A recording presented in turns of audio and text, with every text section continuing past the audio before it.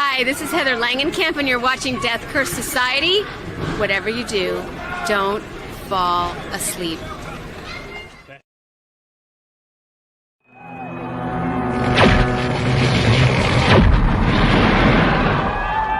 Rock and roll!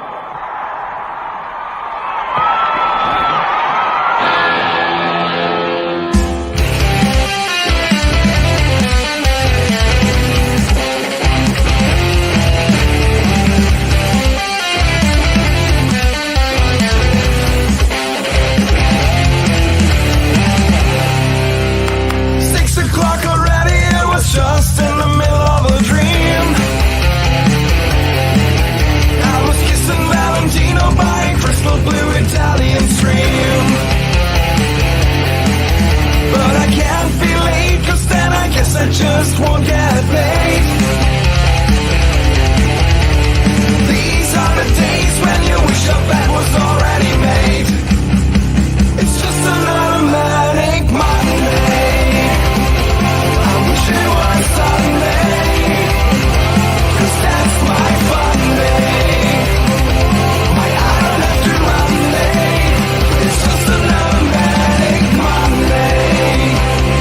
I wish it was Sunday, cause that's my fun day. It's just another manic Monday.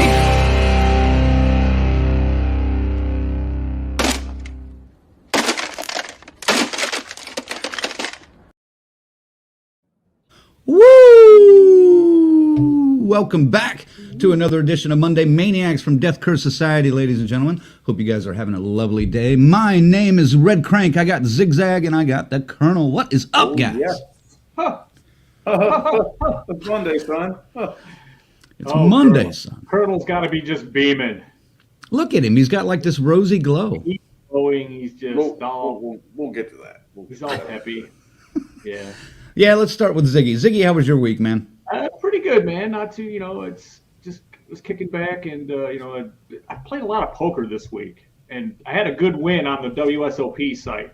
If you're Nice. out there and poker's legal in your state, Zigzag DCS, I'm looking for you. Took down the $5 300 guarantee. Oh yeah, so I had a good start to the week there, and then High stressed it a stakes, little folks. bit. High stakes. Oh yeah, high stakes, right. Yeah. But it was funny, man, because I sat down and it was $5 in. These guys, you get these players that just they go all in every hand. So you just pick your spots. You don't have to do any rebuys. You just collect all their chips. And that's what I did. And I did do the midway add-on. So I spent $10, pulled out like 150. It's like, No. Nice. Well, I don't use these very often, but here you go.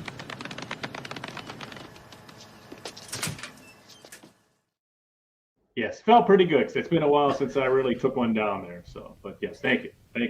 Very nice. Stressing Colonel? though. Stressing Dude, though. I'm I am having so much stressing. fun. He's like, I put in 10, pulled out 150, and thank you. It's been a while since I've been down there as much. Like, there's all kinds of fucking innuendos and puns running through my head right now. I can't do it. Remember, It is I pretty still well. have all my friends down here just ready to go. I know. I'm keeping my mouth shut. All right. I'll just What give about a you? Little taste. Fuck you. Just Yeah. remember. What about you, Colonel? Yeah, hell, we haven't used this in a while either, but the Bengals advance.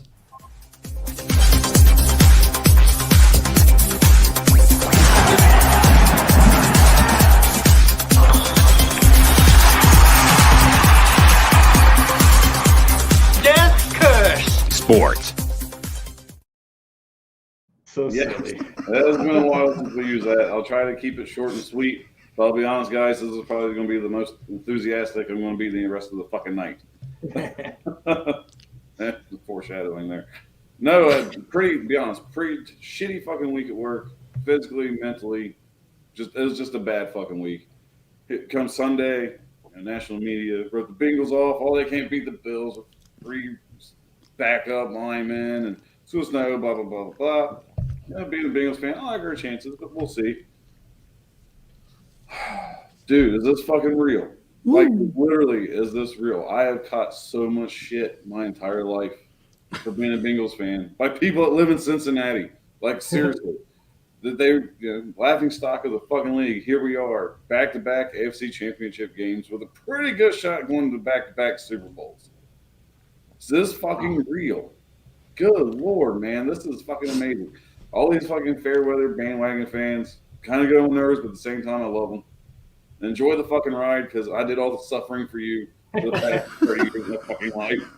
You're nicer than I am, man. People used to be like that in the Lions. I'm all like, fuck you. You're not allowed on the bus when the shit's going. When we're going to the Super Bowl party, you're not permitted. You're out.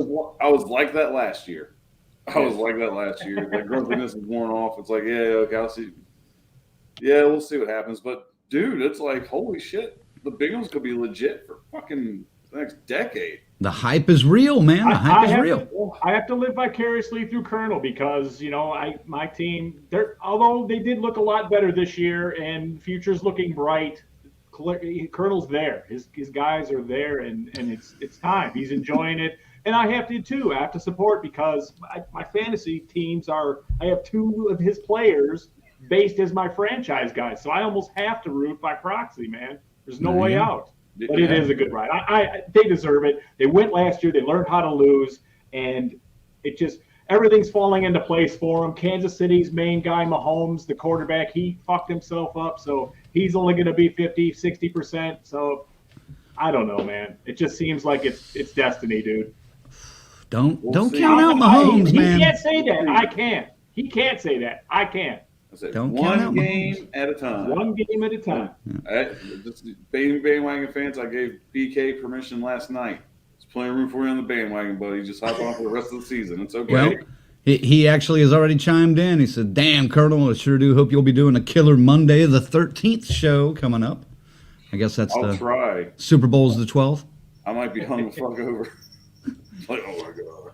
Colonel will be hungover and hopefully still crying. Okay, from the night before. Bring him in here. We'll get him. I'm sure. I'll be honest. I'll probably shed a tear at least. We'll get the Sarge to host for him that day.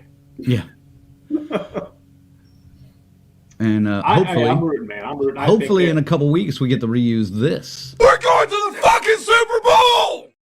You'll be able to do it next week. Never again. Even if we win, I ain't sending you fuckers shit. That's all right. We got you covered. You don't have to. Yep, we've got it now. And speaking of that, Tarek had not seen the sports intro before. That was hilarious, he says. It's me every fucking time, man. It doesn't get me until the very end where it's like, Death Curse Sports. Just the combination of those two voice actors just works. It used to enrage me when that shit used to pop up, but it's grown on me. All right, enough of the sports. Yes, We're here to talk about horror. We're here to review 3 movies for you here in just a little bit. We're going to talk about the new Shudder release, Sorry About the Demon, which dropped on Thursday. We're going to talk about the new Kevin Williamson film Sick that was on Peacock, dropped last week. And then we're going to talk, I don't think these guys have seen it, but I did get the chance to go and see Skinamarink last week in the theater, which has been In this house. Don't start your shit already. I'm not there yet. But I was able to go and see this in the theater last week, and people were talking about it being the most scary, immersive theater experience they've ever had. My opinion may differ. There could be a rant coming at the tail end of the show, so stay tuned for that.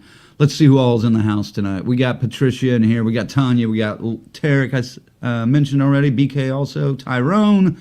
Patricia's here. She says her boyfriend Mark is watching tonight, along with Amy. Hey, Amy. Hey, Mark. Hey, Amy and What's Mark. up? Thanks for tuning in, guys. We were looking forward to meeting Mark back in Pennsylvania at Living Dead weekend, and he had something come up, and he had to deal with it, and he couldn't make it. So, welcome, sir. Maybe next time we'll catch up and see you in the flesh. Yeah, we'll be back in that area at some point. Crank, would you say that the people you just mentioned are In this house. I'm gonna regret this. I have a feeling, but I'm not even on this inside joke, folks. I have no idea what the fuck's going on. Well, I didn't even know it until recently, but we'll talk about that later. Sure, I'm stopping. I'm done.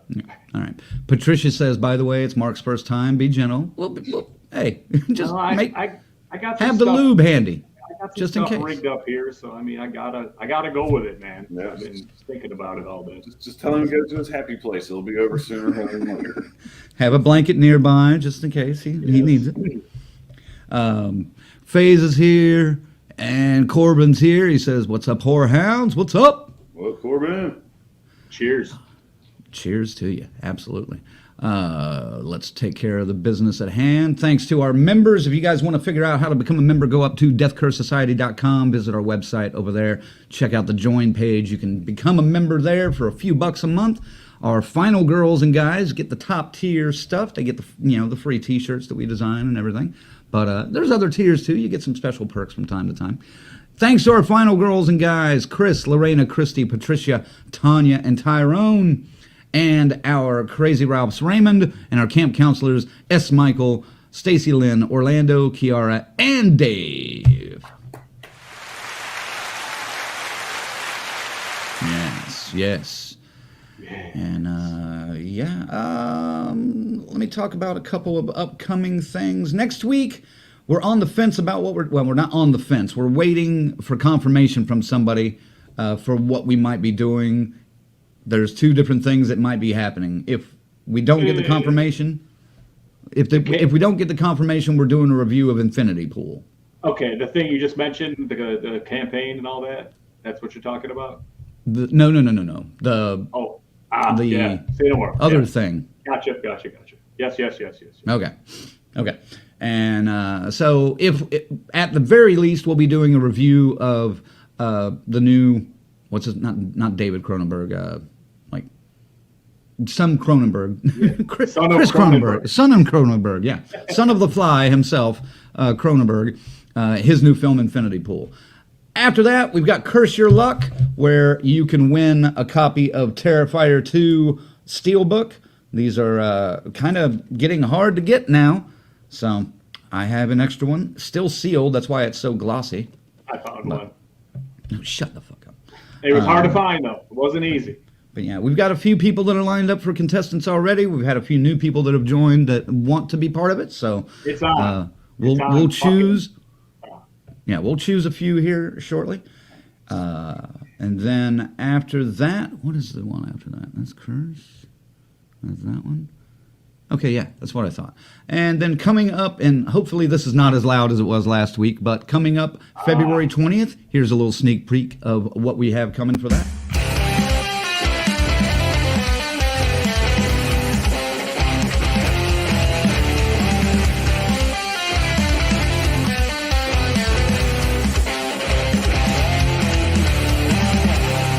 Just another manic Monday. I wish it was Sunday, 'cause that's my fun day. I don't have to run late. It's just another manic Monday. I wish it was Sunday, 'cause that's my fun day. It's just another manic Monday. All right. You're right, guys. That's just how it looks when the drink, the roofie kicks in. I was like, no. Mr. Tom McLaughlin himself will be joining the Death Curse Society for an exclusive interview talking about Jason Lives, One Dark Night, and a little more One Dark Night. I thought about it, and I would like anybody out there, if you give a shit, send in your questions so we can limit the One Dark Night, because I'm not going to be able to help myself. I've been after this one for a long time, and I'm just going to let it flow, man. So if you guys can trump my stuff with better questions, I'll be happy to put them in their place. I'll be happy Actually, to. plenty of questions better than your One Dark Night questions. There are three. You're limited to three. Three? Frank, we haven't even discussed this. I'm willing to back out and let you just handle all the One Dark Night questions for the fucking group. So please. Fuck you, buddy. All right, and it begins.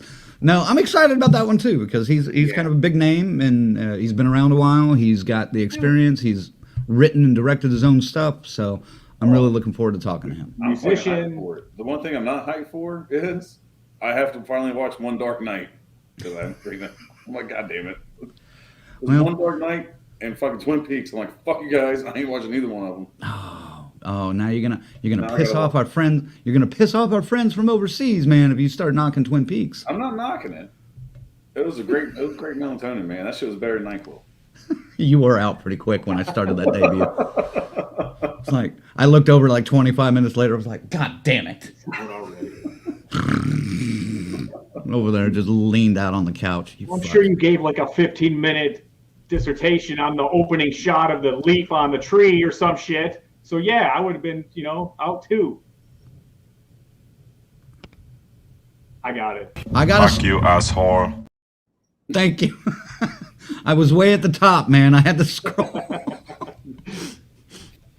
Yeah, fuck you, asshole. No, I did not give any dissertation. I just said, you want to start it? And he was like, yeah, I guess. Yeah. It was like a POW, just torture victim that was finally just like, God damn it! Yes, we're in Da Nang. Okay, we are stationed in Da Nang. You should have Clockwork Oranged his ass with some toothpicks and stapled his eyes open and shit, man. I was being a good host. Yeah. I was like, all right, I'll watch it. I was being a good host. All right. No, he was being And very he nice. fell asleep too. Don't even fucking fool you. I caught his ass snoozing too. We were both bad that fucking night. Like, Oh yeah, that was the day. That was like Sunday night, wasn't it? I already left. I went home that night. Yeah, so, I've seen it 150 times, so I can't sleep.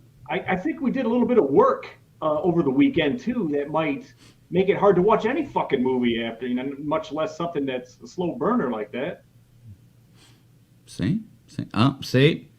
Carrie says Twin Peaks rule. I told you were going to piss over our overseas friends. I didn't say anything bad.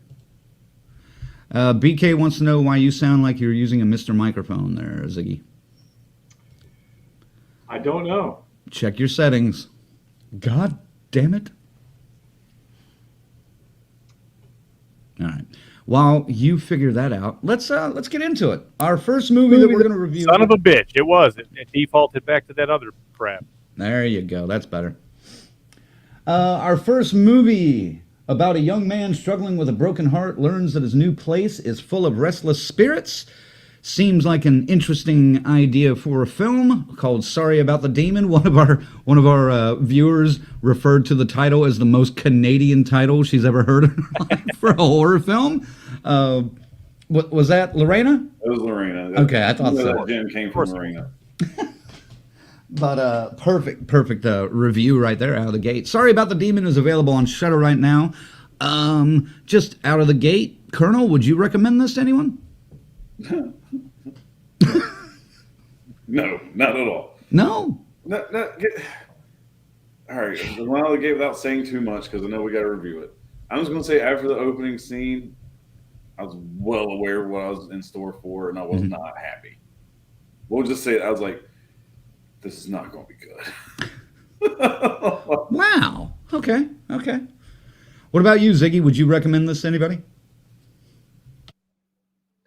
If it's a acquired taste, if you're looking for something that's kind of stupid, funny in a comedy realm, then yeah, this Then you're in the right place right now. you're in the right place, But honestly, it is entertaining for what it is. But I mean, I went in cold. I didn't know what it was at all going into it, and when I was the same way with Colonel, I was like, shit. Because you kind of get the tone right away with what it is, and it's just like, all right. However, it's not as bad as what right away you're gonna drop the bar to the floor when you see the opening beginning, and it's better than that. It is better than that. So, yeah.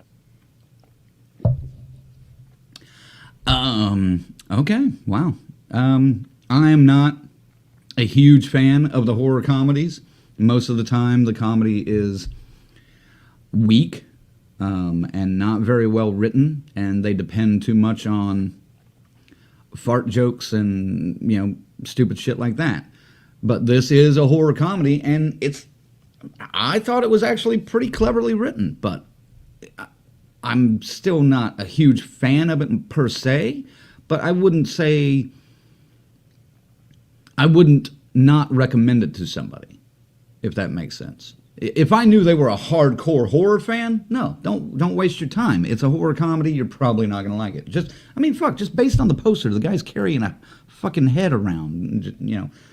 So, No, that's false advertisement, man. well, but you know, it looks goofy though. It's not like he's carrying it around like seriously. So, but if you were more lighthearted, I would recommend this to you. I thought it was a pretty fun ride, and like you guys, I knew exactly what I was in for, but I went along for the ride. See, you say that, you know, I'm a fan of horror comedy. Mm-hmm. I did not find so much comedy in this. There's a couple parts I was like, It's subtle. It's almost like British comedy. It's like really subtle. I appreciate British comedy. I get what you're saying, but it's just kind of like, I disagree. I think it's executed quite well. It's just that's what it is. You know what I mean? That's what I'm saying. And I'm muted. What? No, stop. All right, I got you. Was I all the way down? So I noticed a thing on there at the end there. But I'm saying No, he was fucking with you. Well, can't tell. Only Steve. Because he's a better actor than most of the people in some of these independent films. And that's not even the big problem with this, just because based on what it is, what this is, and how they execute it, I think it's exactly how it's intended. So you just got to be in the mood for stupid, man. You know, really, really. The jokes are just so dry and stuff. I mean, yes, I like very the dry. British reference. That's cool, you know, but I don't think it's bad acting here. No, I was just joking. No, the acting was fine. The thing I'm talking about is the jokes are jokes that we have thought about from years and years of watching demon possession films. Like, you know, why don't they just leave the house? You know, things like that. Why don't they just, you know, do this or do that, you know? And this film kind of explores those tropes and those jokes and plays with them in a way that I thought was pretty clever, personally. But, you know, there was some weirdness in there with the cake making and the toothpaste and shit like that, but we'll get to that. Ziggy's already shaking his head like, God damn it, we got to talk about toothpaste. You're shaving points off my score just every time you remind me of something, man. Well, okay, so written and directed by Emily Higgins, starring John Michael Simpson. I don't know any of these people, so I'm not going to necessarily offend anybody. We talked about the acting. How did you feel about the acting, Ziggy? Was it on par for this movie? Fine. I mean, there's a couple of people are on the weaker end, yes, but again, they're playing over the top, just stupid, dry. You know, just everything's just. You got to see, and there's people that are like this that will talk like the guy is obsessed with what he's doing at the time. That's part of his problem. The girl Amy, his girlfriend, she looked familiar to me. Didn't we just see her in something recently too? I don't know. She was fucking hot, man. I will look. Yeah, because I kept thinking, fuck that. We just saw her in something. I'm almost positive. Okay. But I do think the acting. Keep talking. I'll look. Yeah. The acting is absolutely. Once you get the tone of the film, it's like think Repossessed with Leslie Nielsen and Linda Blair. How stupid that was and silly. This is a step above. Like it's a little bit more smarter. The humor with it. It's not. They're not doing fucking songs and shit. You know, in this one, no musical stuff. But. I wouldn't have been surprised if they did with the way it was going in some of it, for sure. So I don't know, Colonel. What did you think with the cakes? I mean, well, let's not jump too far ahead. One question at a time. Yes, she is a Canadian actress. If that helps Lorena realize her debut performance. No, she's been in like 10 things, but she's only been acting since 2020, so I don't think any of them look familiar to me. I bet she was in a toothpaste commercial. Just saying. See, even that's better than most of the jokes in the film. But no, I mean, as far as come on. acting went, I thought the main cast was on par. They weren't great, they weren't bad. Now the family, They were cheesy. side characters were pretty fucking bad. Yeah. Um, They were as close to over. They were closer to over the top than the main cast were, Yeah. though. Especially the dad. yes. Ken. I mean, I can't complain about the acting. I can't even say it was bad. Like I said, they were on par. They were good. Mhm. It was believable. You know, and that's a good thing as an actor. I want to believe that you're not fucking acting. Yeah. So they did their job. Kudos to them. Like saying the chick was hot. I mean, have to Especially admit, with the demon paint on. I was like, oh, dude. I did Logan. want to see where they were going to go with it. So I was like, well, fuck, man. If they do something really clever here, this turns into an okay movie.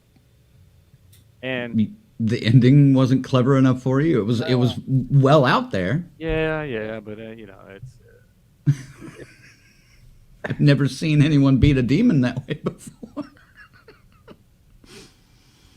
but was it not predictable? The very end. Oh, the very end, yeah. The whole movie was fairly predictable, Where were but they going to go though with that? it was still a pretty fun ride. I thought. Yeah. I mean, it's certainly not the worst fucking thing we have fucking seen here. Oh no. God, man. No. As far as for 2023, horror comedy, it's in its own category.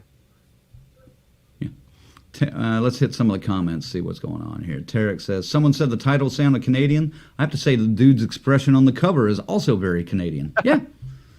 And Faye says, sounds like something his mom would say.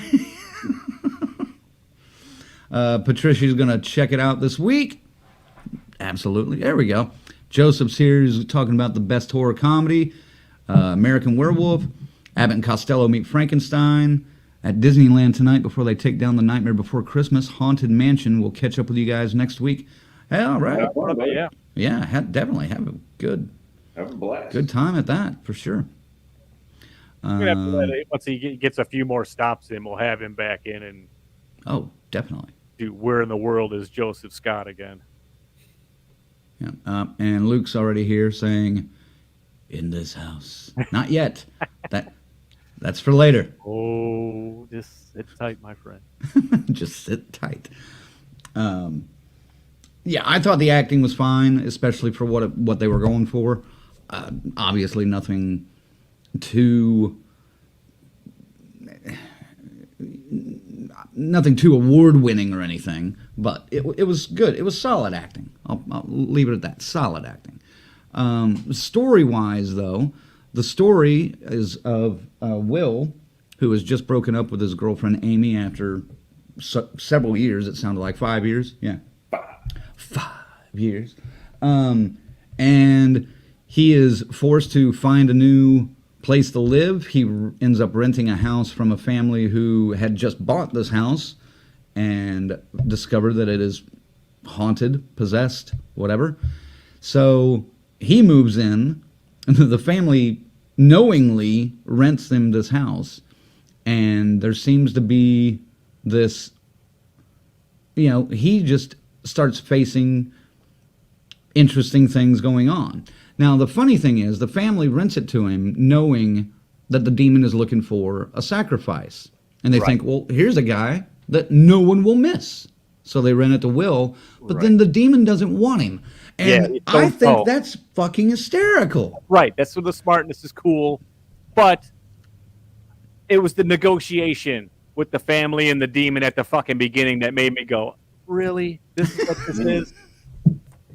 Well, really? Exactly. The negotiation for me at the beginning is when I was not shocked by the fact that the demon didn't want him, which I'll admit was probably the funniest thing in the movie for me. I was like, that's pretty fucking good. That's just clever. Exactly. It's very clever.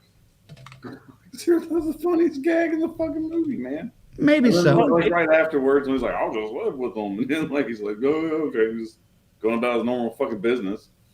It hooked me that way, but this movie has an identity crisis at times. It doesn't know where it wants to go. That's what I felt, Okay. But, I mean, it is interesting, and everything works. There is a finish and a potential cliffhanger for you if you're into that kind of thing. So I don't know, man.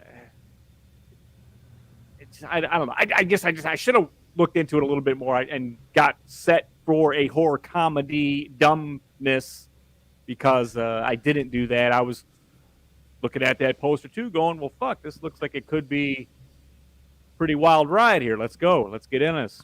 And then, I thought saw that poster and I thought, okay, maybe some kind of Ash versus Evil Dead thing. right. I mean, but I was thinking, looks like it's going to be bloody and stuff. He's holding a fucking head. Right. Hold a fucking head. Yeah, not much blood at all. A little bit. A little bit, but not much. No, he's not. If you get a closer look, you can see her torso. Oh, you can? He's just got it around her, like just kind of. Yeah. Yeah, whatever. Sorry. One of my favorite parts of especially the characters was the relationship between Will and Patrick, the two friends, because I just thought their exchanges were quite funny throughout, especially even from the beginning one where he calls on his work phone because he can't get a hold of him. And then he hangs up on him and then calls on his other phone. But their dynamic was good. Did you like some of the characters' interactions? Was there something that stood out to you? Was there something that you didn't like, Ziggy? By the way, he's a phone jockey for a toothpaste complaint department. So Pretty much, yeah. take that for what it's worth, and that's the jokes, herein lies. So yeah, that stuff is smartly written. Those jokes, they work. You know, once you accept the fact that you're in for a non-scary horror movie that's lots of funny stuff with it. You know, Transylvania 65000. That's vein. You know what I mean? This is what this is, and I don't know, man. How about you, Colonel? Yeah, I'll admit the interactions between him and his friend were funny because it was like good comic relief, even though it's already a horror comedy. Like they kind of add a little salt to that fucking comedy. But dude, I can't say it was my favorite part. I can't really say it just. It is what it is. Like I can't really say, oh, I hated this. I could do away with that. Or I'm kind of like Zach. I'm kind of like, yeah, it's funny. You know, I like this buddy interactions, like a little throwback to a couple years ago. After midnight, you guys know I love the interaction between him and his buddy and that shit because that shit felt fucking real. Like that was like me talking to one of my friends, and this one kind of reminded me of like another friend I could talk to. it felt like they were trying to do the Deadpool thing. Remember how the Deadpool interact between the bartender and Deadpool and all the time? They were kind of like the cut downs were in that field that way. So I don't know. He's just it's strange. It doesn't really take you out of anything, but I don't know. I think a lot of it was hit or miss. Right. I went in cold like you, though. I didn't know exactly what to expect. I hadn't seen a trailer. I'd only seen the poster just because research for the show. And, I didn't know. I hadn't even turned on Shudder in a while, to be honest with you. I think I had to re-log in before I watched it today. So, I went in cold, not knowing what to expect. And I guess after watching the one that I had watched right previous again, because I couldn't remember much about it, this felt good to me. Maybe that was why. I don't know. Did you know anything about this going in, Colonel, or did you go in cold? I stated earlier at the beginning of our review, I went in cold as fuck. I had no clue. Which I think we all agreed that last year is like, man, it's nice going in these movies fucking cold, not covering everything about it before we see it. Because I was a blank slate, man. I was there because sometimes they'll surprise you. It'll surprise you more if you go in completely cold. Absolutely. In this house. Would you stop? It's not time. I know, but it can be surprising, can't it? It's not time. All right. You already kind of touched on it, but how did the ending settle with you? We don't have to talk about what happens at the end, but how did the ending settle with you there, Colonel? That's the best they got. Makes sense. As you watch the movie, it makes complete sense. But fuck, really? Fucking really? you had this smart comedy, well written in Crank's words, throughout the entire fucking movie. And that's how you defeat the demon? Like, seriously? I should have had some fucking slapstick during this whole fucking movie before you hit me with that shit. I was just kind of like...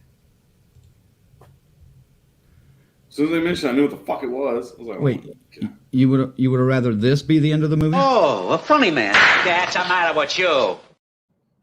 No, if I had more of that in the movie, the ending would have been better. How to defeat a demon. I would have been like, okay, I'm set up for this shit. But no, the jokes are so fucking dry, it needed fucking lotion. And then you're going to hit me with that at the end. Man, all right. Well, I'm the only one that sounds like that. What about you, Ziggy? The ending, did it set with you?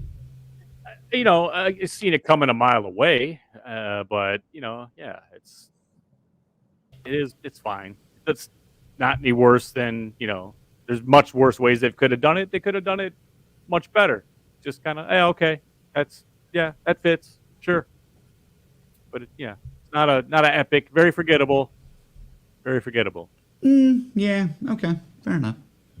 Not as forgettable as The next movie, some, but oh, yeah. Tarek says, feels like there should be a category of worth watching if just to talk about that this would fit into. I think Yeah, I wouldn't even know if I necessarily agree with that. I think Crank's last movie will probably fit that a little better.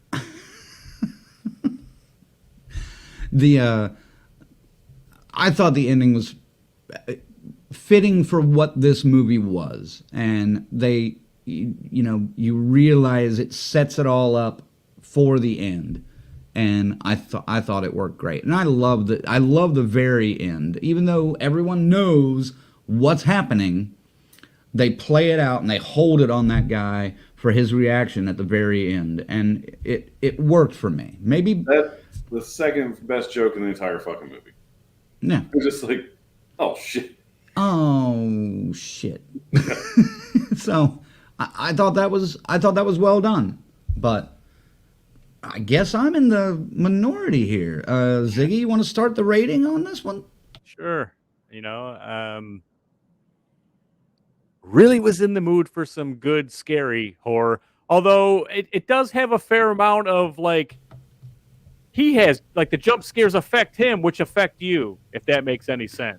Yeah. Because there's characters just pop in and out in this movie. So I mean, it does have a little bit of a, like that was heavy, and the camera's the quick turn and there's someone standing right there, that kind of stuff. But I was in the mood for something scary and maybe gory or ash slapsticky like that. This isn't that, but it is entertaining enough to watch once. And like I said, if you like stupid horror, this is tailored for you. I can't go that high with it. I'm gonna say a 6. I'll give it a 6. Okay. Tarek says, just checked, and my Colgate tube has an 800 number complaint line. I'm going to do research. So you might get that guy if you call late enough. Yeah, there you go. Patricia wants to know, is it better than Skinamarink, though? Just hold on. In this house. I haven't gotten that far yet. Hold on. Colonel, give us a rating on Sorry About the Demon. Sorry about the demon. Sorry. I can't say I'm sorry that I watched it. Like I said, went cold. Right there, all right, horror comedy. That really lacks on the horror and the comedy, in my opinion. But I've seen worse. Will I suggest it to anybody? No. Would I tell somebody not to watch it? Of course not. So short and sweet. And also, honestly, probably could have cut about 20 fucking minutes off the runtime. Mm-hmm. It was way too fucking long for what it is. And I think I smashed the cake enough. I'm just going to give it a 5. Middle of the road. Oh, man. I smashed the cake enough? What the? Yeah, I smashed the cake enough, man. That's doing smooth enough. All right. Whatever, man. I don't even know what you're talking about now. I like these guys, went in cold. I wasn't sure what to expect. I may have had a bad movie watching experience just before this, and even days before that. So maybe anything that was halfway done well was going to pique my interest, and this was it. I can see where Sorry About the Demon would definitely be like a festival darling. I'm sure this dominated the festival circuit if it was out there, and it was probably a lot of fun to see in a festival setting with a bunch of people that had no fucking clue what the movie was, and maybe some of the filmmakers and other filmmakers and blah, blah, blah, blah, blah. But, and this is a fun little, one-time watch. I don't see myself going back and watching this ever again necessarily, or owning it. But it's a fun flick. It's probably... it's definitely in the top 2 of what I've seen so far this year for 2023. So, I'm going to give it a 6 too. So, not quite great. It could have been shorter, but we say that about every fucking movie anymore. This one really could have. Did I really need a 1 hour and 47 minute runtime on this fucking movie? They could have accomplished this shit in 96 minutes. Yes, they could have, and I agree with you. But again, we say that about every movie. Does that say something about us as moviegoers, or does that say something about filmmakers? I don't know. I appreciate a good long movie if it's good. If you get entertained for 3 hours, I'll fucking watch it. Like Heat? Yeah, like Heat. Or more recently, one of your favorites, Dr. Sleep. I enjoyed Dr. Sleep, fuck yeah. Did not feel long at all. This movie felt like a fucking eternity watching it at times. I'll be completely honest with you. Oh, man. Okay. Well, then I recommend you go see Skinamarink, and you will find something different to say that about. 6, a 5, and a 6 for Sorry About the Demon. Sorry, eh? Let us know when you watch it, or if you watched it, what you thought of it. I'm curious to know what other people think of this, because, I enjoyed it, but one-time watch. Any closing thoughts, Ziggy? Well,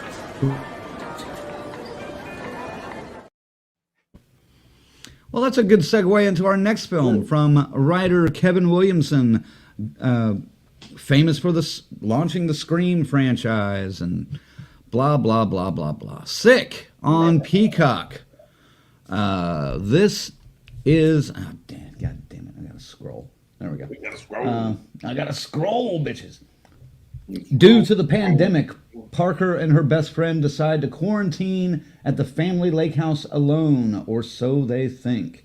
Now, this was co-written by Kevin Williamson and Caitlin Crabb, directed by John Hyams, and is an interesting look at the pandemic now that we are through it.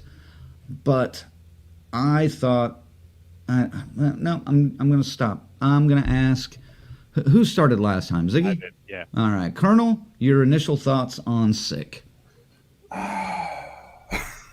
Okay. So, like most Americans, I'm a little over the whole pandemic thing. It's we heard a million times. Okay, here we go. I guess we called it 2 years ago, 3 years ago now. We're really got a lot of pandemic movies. Here's another one. And you know what trope I'm really sick of? Where they flash the fucking phone screen on the screen.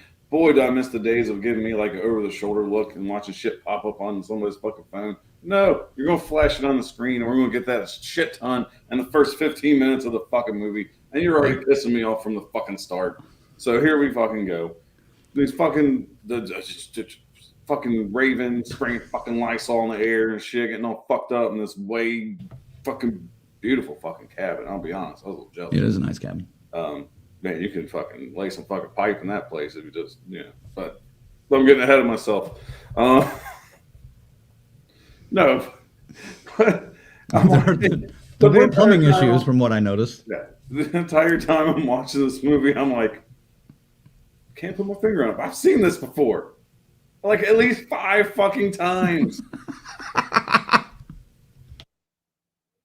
man, that's my initial thought. We'll go more into that later. But I'm like, I've seen this somewhere. Just don't know where. It does ring very familiar. Fucking Scream watching this. Plagiarism's a bitch, man. Oh, you stole my line, shit. See? Ziggy, initial thoughts on Sick. My initial thoughts on Scream. I mean, Sick. Yeah, I always like a good slasher.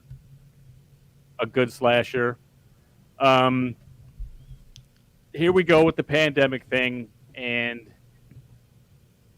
I looked at this first, same thing. I didn't know it was about the pandemic or about that. I thought it was a clever title like Maniac. It means to that, sick in the mind, No. It's just a clever play on stupid pandemic bullshit. And it does its slasher well. It does do that when it's doing that. But one of the dumbest. I don't want to get into initial thoughts. Yeah, Initial thoughts. Disappointed when I came out of it. All right.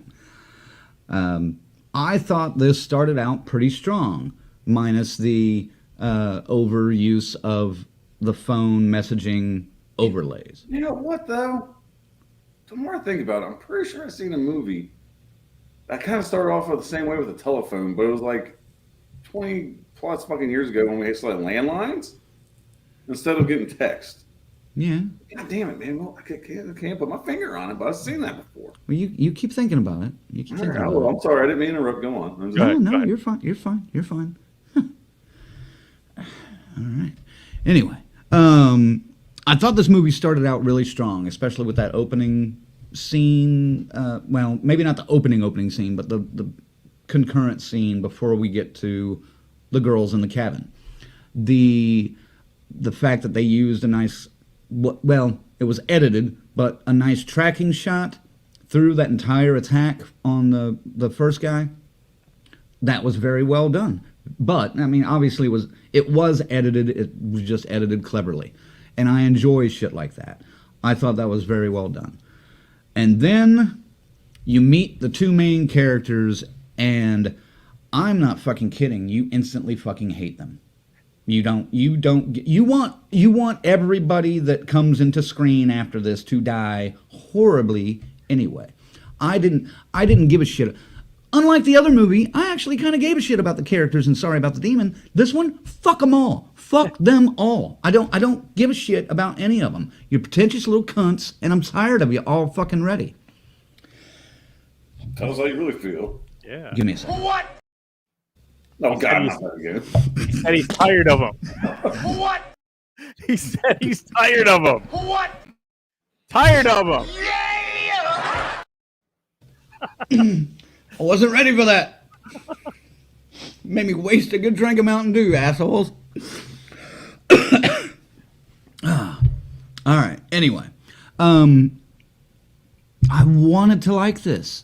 I think Kevin Williamson is a pretty strong writer, but Jesus Christ, is it safe to say that Kevin Williamson is become a one-trick pony, Ziggy? It's pretty good, man. I understand. Yes, he's been co-writers on some other stuff, but Jesus, man. I mean, it's pretty. It's Scream.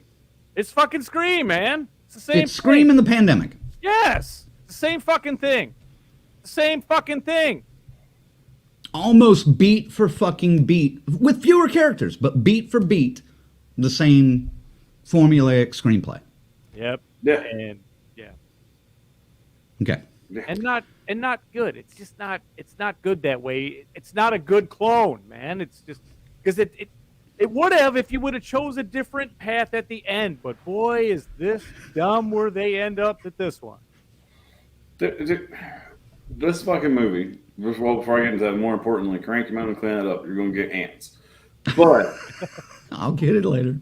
this fucking movie Like I said, the dude plagiarized him. Like I told Crank and these guys last night on the best. This dude plagiarized himself, and it still fucking sucked. Like it was worse. Colonel sends me a message that says, "Hey, I'm going to bed after I finish watching the Scream ripoff," and I'm like, "Is it really a ripoff if he stole it from himself?" And he's like, "Well, good fucking point, but plagiarism's still a bitch," or something like that. But like, it's not just. I'm with you, Crank. The characters were not fucking likable at all. None, not a single one of them. Fuck them. Like, certain things just really pissed me the fuck off. Oh yes.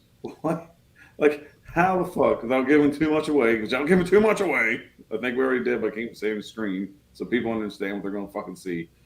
How in the fuck is she going to get like a good fucking moving at like 3 knots fucking due east, and this motherfucker's going to pop up out of the lake like he's fucking Jason?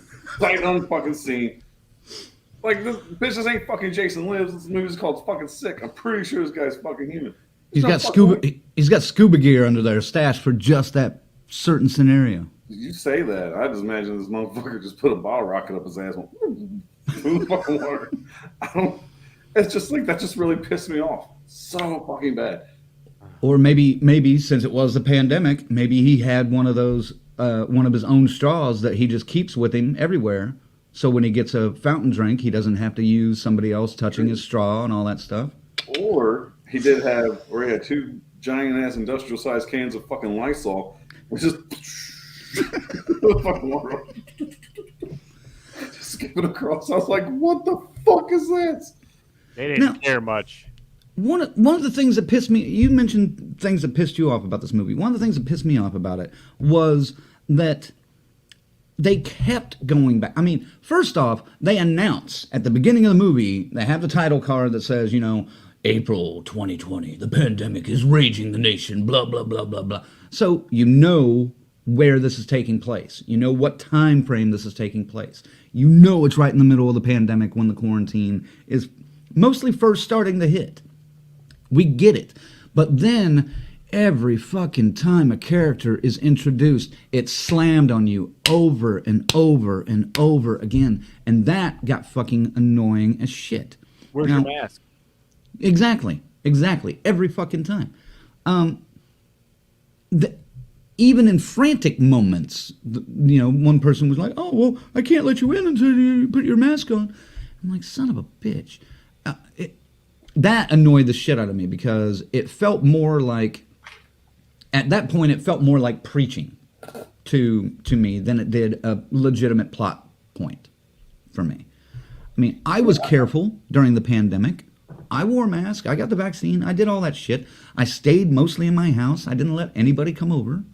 I did those things, but I didn't go walking, and I know some people did, but I didn't go walking around the store going, "Where's your mask? Where's your mask? Where's your fucking mask?" I didn't do that. These people did. Colonel, jump in. I see you want to jump in. I'm just saying, I'm with you. It was way too fucking preachy, and I did what I was supposed to do. I wore my fucking mask. I've been vaccinated. I've been boosted. I kept my fucking 6 feet away. I had my fucking hand sanitizer every time I got in the fucking car. I did what I was supposed to do. But that's one thing I hate is fucking preachy ass people. I wasn't out on the street fucking bitching at people if they weren't wearing a mask. Oh, you're fucking, do what you want to fucking do. I don't care. Yeah. I just fucking hate people like that. So I'm that really pissed me off too. I'm like, what the fuck?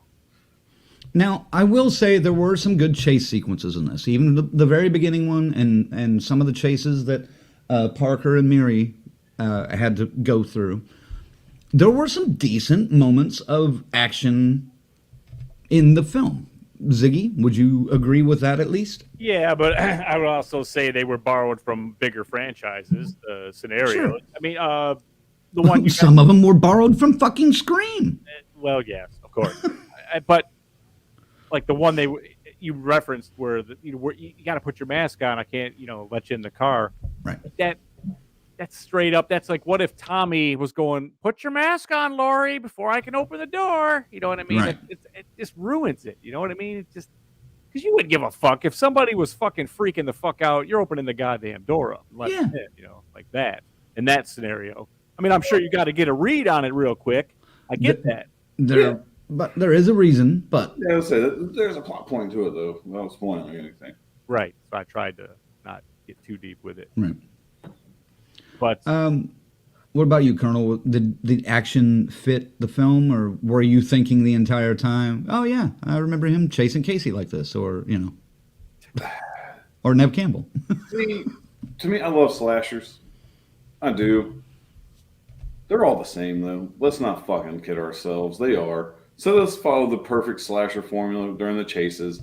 So I enjoyed the majority of the chase scenes. Even there was one point where I'm like, pull a Jenny, kick him in the dick, kick him in the dick. Because no one ever kicks anybody in the dick. I only seen it Friday the 13th Part 2 and it worked. But like I said, also the chase scenes piss me off. How the fuck is this dude going to fucking Navy SEAL this bitch on a fucking raft in the middle of the fucking lake? How the fuck is he going ahead to do fucking east? The next thing you know, he pops out of a tree, fucking due west with no supernatural elements. This is Jason, I get it. This is Michael Myers, I get it. This motherfucker just run around in an N95 mask, fucking just fucking swimming in and like, what the fuck? you're right. I mean, So yes, the chase scenes were okay with a couple parts that just super pissed me the fuck off. they went right down the punch board and A, B, C, D. They checked all their fucking boxes. Oh yeah, they did. Yeah, they did. Well, fuck, Kevin Williamson created that checklist basically now. Because I mean, don't get me wrong. I appreciate Scream for what it is. I'm not the full on I'm gonna nut all over it super fan that most people that love that movie are. But I appreciate it for what it is, and it took the history of horror films past and modernized it a little bit. Thank you for that. I do appreciate that. Since then, though, it's gotten to a formula, and no one has broken that. And I'm not saying movies in the 80s weren't formulaic as well. They were. But now it's been 30 years almost, and we're still in that same fucking formula. And sorry, but it's getting old. Let me hit a couple of these comments real quick. Yeah. Tarek says the monologue of Colonel was beautiful. Yep, and then Carrie jumps in right after that. It reminded me of Scream, the pandemic version. Fucking exactly. Yep. She said she watched this at stupid o'clock this morning. All right. Patricia wants to know, why wasn't there a horror movie been made about a riot due to lack of toilet paper? That would be awesome, but also, Patricia, I'm going to spoil it a little bit. I did fucking laugh because, yes, the shelves are empty. There's no fucking toilet paper at the beginning of this movie. Mm-hmm. That part did make me chuckle. I think that's the next Purge, Patricia. I could be wrong, but I think that's coming out in the next Purge series. Yes. Faye says, wow, that was a legit spit take. Got a little mess there, Crank. Yep. I do. Fuck. I need to go get a towel. Tarek says, I really can't imagine any clone of Scream being good. You could obfuscate the shit out of that plot. It's still going to be obviously Scream. Just don't do that. Well, especially when you wrote fucking Scream and you write this. I disagree. I think you can take that Scream formula and do something other than what they did with it. It would have been a lot better. If they had taken out the preachiness and and we haven't gotten to this point, and the ending wasn't what it was, fuck you, stupid. We'll get to that here in a second. If they had done those couple of things, it would have had a chance with me. Let's see. S. Michael says, Shudder seems to be continuing its trend of putting out mediocre movies that occasionally have just enough heart not to suck. So far, I'm not regretting re-upping my subscription, but just barely. We'll let you know when you miss something good on there. Yeah. You know that. Well, what sucks is, man, we had that nice little run there for a while. They were fucking hitting out of the fucking park. We did. But that was a long time ago. We really think about it now. That was over a year ago. Over a year, yeah. Yeah. Queen of Black Magic. What was fuck? Fuck Host is still, man. That shit was legendary, man. Well, and I saw somebody talking about it today, and they were like, what are your thoughts on this? I just watched it. And I'm like, best movie of 2020, man. And it was, because it captured the mode of the pandemic and the mood of the pandemic, but it didn't preach to you about it. It just said, here's these characters. They're getting together for a regular Zoom meeting. Let's go along for the ride with them. Jesus Christ, and And that was off-timed jump scares in that fucking thing, man. Oh my God. BK says, watch that in the dark on my laptop. "Yeah, I'm going to watch it again now that we brought it up." BK says the list of movies not to see is rapidly growing. Yeah, we're saving you about 4.5, 5 hours of time today. So stay tuned. Stay tuned. In this house. FaZe says, yeah, I agree. There's no good that can come out of trying to modernize or clone Scream. No, there's not. Carrie says, it's an okay-ish film if you are up in the middle of the night with the kids and you need background noise. Yeah. Yeah. Here's a good one, I think. Tarek says, all cough and no mask makes Jack a Rona boy. Now we have a movie. If Jack Nicholson had been in this, it would have been worth it. Maybe.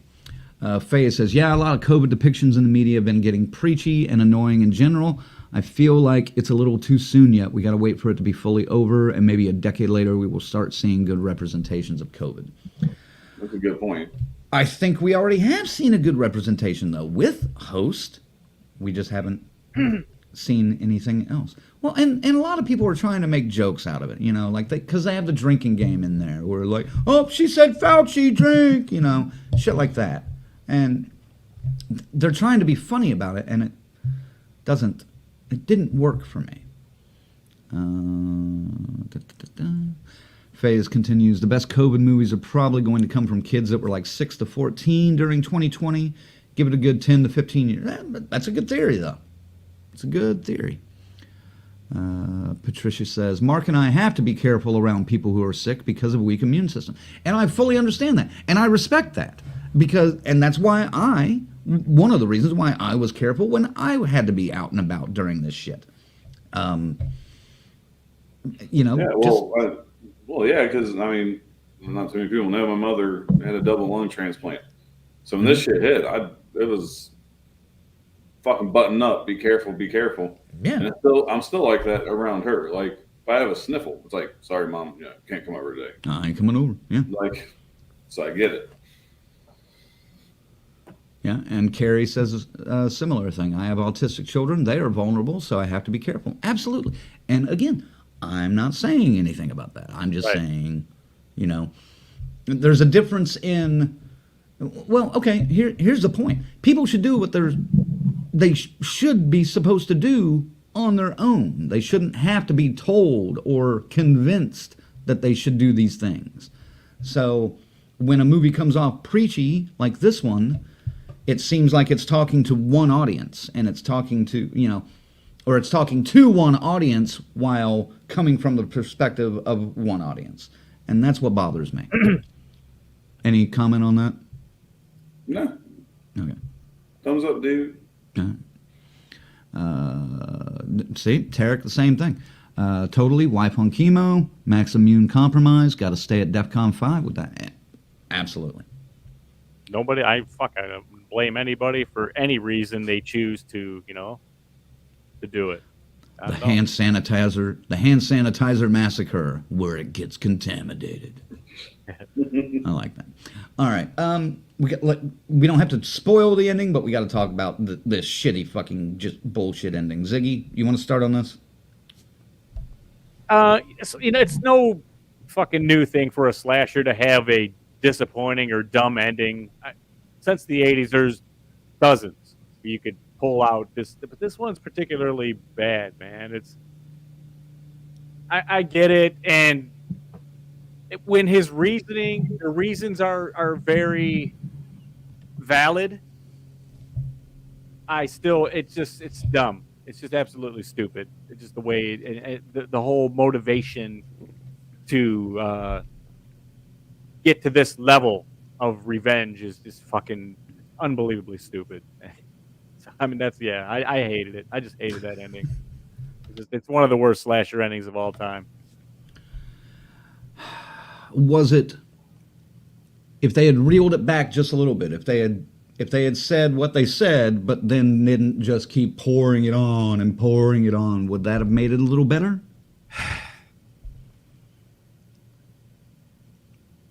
I don't see how you could have got around it. You know what I mean? That way, once they stepped in that pile of shit, they were walking through the shag carpet, man. At that point, it's on, and it's there was no way around it. It was going to happen, and I don't think they could have. I don't think they could have reeled it back by making that choice to go that way. I think it had choosing a Scream type attack plan and revealing that way. You were fucking pigeonholed from the word go. Okay. What about you, Colonel? How'd this ending sit with you? Oh my god, fuck. Didn't sit well, Crank. Didn't sit well at all. I kind of had a flashback to a stage at a on a campus. Then I realized, oh, wait a minute, that was almost 30 years ago. I'm in 2023 now. We're in a cabin, not in a fucking theater. Because that's exactly what the fuck it is.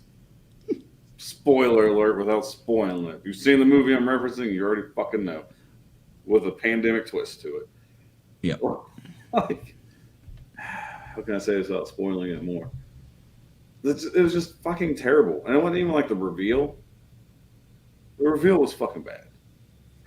But then it just got worse and worse and worse. And I also want to mention, this is a Blumhouse movie. Mm-hmm. I was so fucking disappointed that a building did not catch on fire and they had it set up too. But they set it. They set the fire, but the building didn't go up in flames. Just terrible fucking sci-fi CGI. No, they say, irresponsible girls start irresponsible fires. And I'm like, you motherfucking Blumhouse assholes. But they did set a fire. It just didn't. What the fucking building? I was pissed. I was like, man, you guys let that one trick pony go a couple years ago. I was kind of hoping they'd bring it back. That's literally the one thing I hoped for in this fucking movie by the end, and I didn't even get it. Nope. Hey, Blumhouse. Hey, fuck you, man! Jesus Christ. It is a Blumhouse film. I was going to mention that during my little moment here, but because one of the villains mentions, they're asked, how do you think you're going to get away with this? Irresponsible girls start irresponsible fires. And I'm like, here we go again. So you're going, here we go again. I was like, here we go again. I wanted it, damn it. I have to admit, every single time I walk in and it's like a Blumhouse, it's like I'm always optimistic and hopeful that maybe this is the one where they turn it around. Here we go. Oh, yeah. I don't know. Blumhouse is so hit and miss for me anymore, though, and it's gotten worse as the years have gone on. Now, before it was like 1 out of 3 was pretty good. Now it's like 1 out of 8 is tolerable. You're and this one, credit for 1 out of 8. I'm giving him credit for 1 out of 8. That's generous. What? he's giving him credit for 1 out of 8. Yeah. What? I'd give him 2 out of 16. What? It's the same thing. I know. Oh, okay. Okay. Okay. All right, stop that. All right. All right.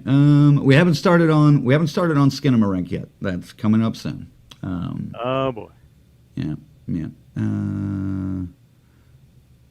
Tarek says, with the conversation on the show, every time I see you in this house, I hear, you come into this house? Indeed. In this house. Oh, what was this? Tarek also mentioned, a little off topic, but the wife and I started playing Pandemic Legacy Season 1, a board game made in 2015, and it's got a creepy, similar idea to COVID. That's pretty scary. But Eric's a board game guy, see? I've noticed that lately. I got all these fucking games, man. I never get to play. I got a stack. of stuff. It's crazy. BK says, "Fuck it, I'm not going to see it. Spoil away." I'll get with you later, BK. We'll fucking tell shit. Right. Tarek also says, "Boom, capturing the audio quote from Colonel. How can I say this without spoiling it? It was fucking horrible. Oscar moment, just saying." Faye says, "I was highly surprised that nothing burned down in Megan either." Yes, exactly. Carrie says, "Blumhouse should leave horror alone." No. I'm not saying that. Yeah, I don't agree with that either. I just do better. That's all. I said, keep making your fucking 13-year-old fucking horror movies. Hey, here we go. Maybe we don't know what we want anymore. All right. We got J-Dad in here. He says, "Hey, guys, first time catching your stream. Thanks, man. Join in." He's got a comment down here. He says, "Blumhouse is quickly becoming the Taco Bell of horror films." That's pretty fucking good, man. I like, man, you're giving Blumhouse too much credit for comparing to the Taco Bell horror film. Might have to say Del Taco at this point. Or Taco Mayo. How about Taco Mayo? What the fuck's a Taco Mayo? I don't know shit. what that is either. I just. Oh, my God. Okay. It's a regional thing. I guess it's a regional thing. You got Del Taco where you're Hardee's? Hardee's?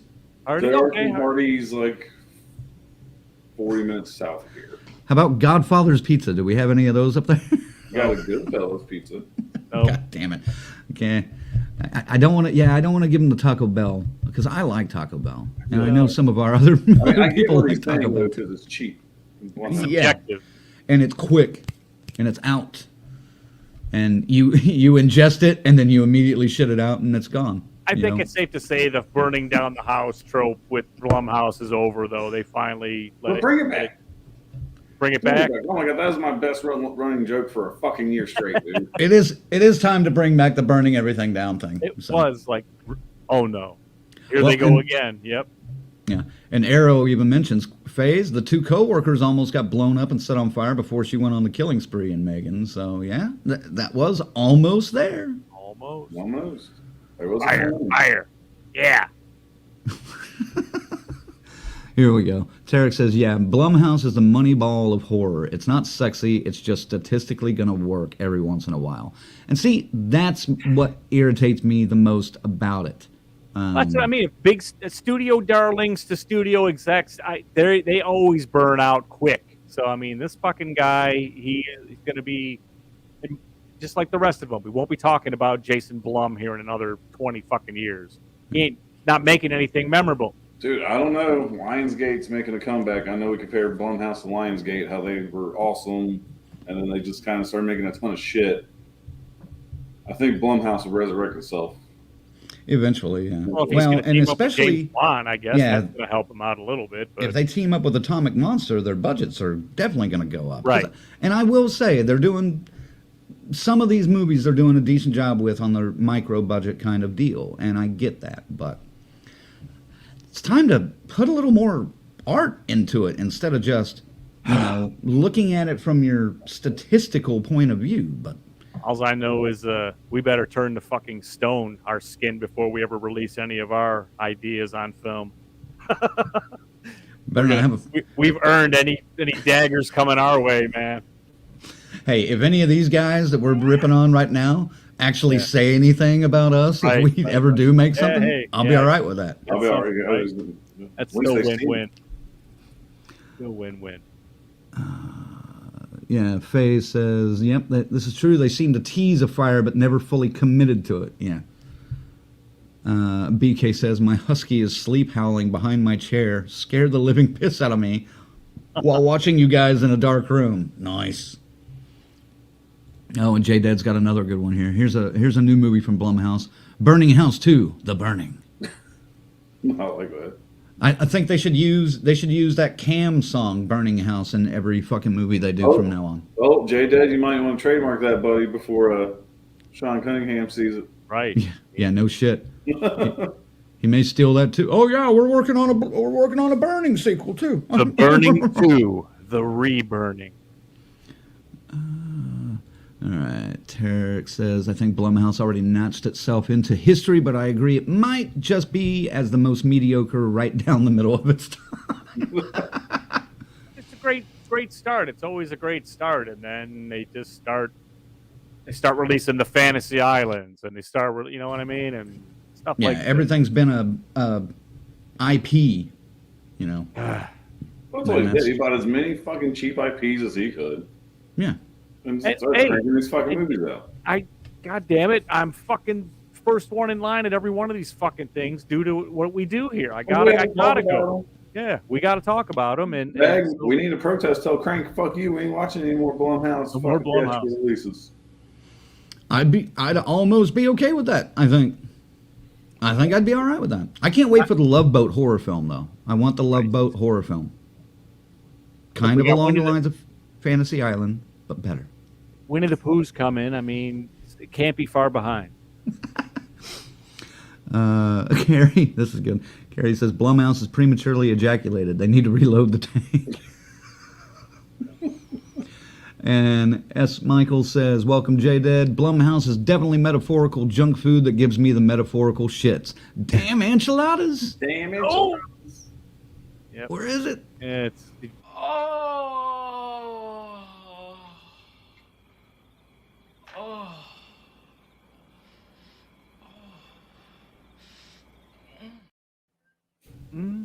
All right. And one more from J Dad. He says, we may look back one day and say Blumhouse, the house Corey Cunningham built. Yes. No. I certainly fucking hope not. Oh my god. We'll see. All right, Colonel, score sick. Sick. Unfortunately, I kind of had an idea what I was going into with this one, thanks to Crank mentioning it in our chat. I was like, fuck. So I was not looking forward to this. I was not looking forward to having to resubscribe to Peacock to see it, even though I went with a cheaper subscription. I guess I will. Another thing that pissed me off about this movie, all right, before I get too deep into it, in the beginning, dude gets a text that says nice ass while you're standing in line in the shopping market. And what pissed me off about that is, man, that dude has the same condition I have. Bro, you ain't got no fucking ass. Me and you, Hank Hill, we fucking straight, dude. If anybody ever told me nice ass, I'm like, what the fuck? Get out of here, because that ain't true. It's like a carpenter's dream. Yeah, at least put some padding back there if you're going to have that in the fucking script. Make it look like dude had an ass. But anyway, again, this is a Scream ripoff. Well, hold on, it's not even ripoff. He plagiarized himself. He did his own homework and didn't want to make it look like anybody. He copied his own homework and he changed it up just a fucking little bit. It's just very unsatisfying. I will admit there's a couple nice CGI gore spots. Enough just to whet my appetite to kind of keep me interested in this movie. But at the end of the day, I give it a fucking 4. Oof. And I think that's being generous for the CGI. I think it is being generous. It's being fucking generous. Because there are some people that's going to watch this and fucking like it. Yeah. So this is one where I said, hey, if you like slashers, check it out. I thought it fucking sucked, but you might like it. If you don't have the pedigree, a lot of the younger generation, all the slashers. If you're a younger fella or gal and you're just getting into the slashers, you might think this is the greatest thing of all time, as far as slashers go, because it does. Oof. It slashers well. It does the slasher tropes well. It does do that. All right. What is your score there, Ziggy? Oh, the score then. Yeah, I guess as I'm ranting. Keep going. Keep going. It's like I'm fighting for it. I don't mean to be fighting for it, man. But yeah, it does slasher well. It just slashes wrong for the wrong reasons. And this one is preachy. We talked about, some of them not being so bad and some of them being worse. This one is really fucking, god damn it, man. It's almost like it was they were going to try to get this out during, at the very beginning of it, just to be this fucking maybe and everything. And maybe that would have made it a little bit more acceptable, tolerable. But they did not, and it's just weak. It's just bad, that ending. But it is a slasher, and for that reason, I'll go 4.5 because there are a couple of clever, startling stalking scenes that are pretty good in it, and that's all I can give it, man. That's it. Yeah. I think BK got tired of you rambling on. He says, "What's the damn score, you doper?" Oh yeah. Fuck you! Oh, that's good. Okay, I hated the characters. I enjoyed the very beginning, and then it just goes fucking straight. It's not even downhill. It's just off a fucking cliff from It there. just pulled a fucking John Denver, didn't it? Well, no, John Denver crashed into a mountain, so he didn't fall off a mountain. Oh, you meant JFK Jr.? Yeah, there we go. He pulled a JFK Jr. Yeah, he started all good and then fell into the ocean. There you go. Yeah, Jesus Christ. I hated the fucking characters. The writing, obviously formulaic, stolen from his previous work. I can't get into this. The ending, again, pissed me off almost more than any movie has in a while. Well, except for another Blumhouse extravaganza, Halloween Ends. I mean, get the fuck out of here. No, I can't even be generous enough with a 4 or a 4.5. I'm going with a 3. No, fuck that. No, I'm going 2. 2 on this one. This is probably... No, I'll stay with 3. I'll stay with 3. This is probably... Dude, that's like Resort. Yeah. No, Resort was like 1. But it had a nice drone shot. Yeah. It's your go-to. I love it. Yeah, I'll stick with a 3 on this one because it does have a couple of decent elements, like Ziggy was saying. But overall, this was disappointing for a good 75 minutes. And the first 10 minutes, fine. 75 minutes after that, disappointing. So, anything else to add on Sick before we move on? Some nice side boob action on one part. Of course. All right. Yeah, the CGI is not very good. There was one, that first one I thought was practical almost. See, you're giving them too much credit to think they pay for the fucking practical effects. That's why I No. Oh, that was it's a simple one though. That one, the second one, that one they did that with the splash. Mm-hmm. That one was, I almost went like you know. I could recreate that here. I took a break. After that one, I had to go get up and get a bag of chips, take a piss, and all that. And Yeah, I could probably recreate that effect here using this fucking laptop. I can recreate that effect with some fucking mustard and some food coloring. I don't even need the mustard. it'll look better. I mean, I don't see this one appearing in the top of Dude. 2023, man. Oh God, no. This might be one of the worst ones I've seen. Well, it's obviously one of the worst ones I've seen from this year so far. There's like 3 or 4 movies from this year that's been released so far I need to watch. But I'm going to tell you right now, 2023 is off to a terrible fucking start for me. Yeah. And when Megan is still the top fucking movie. Megan is so far.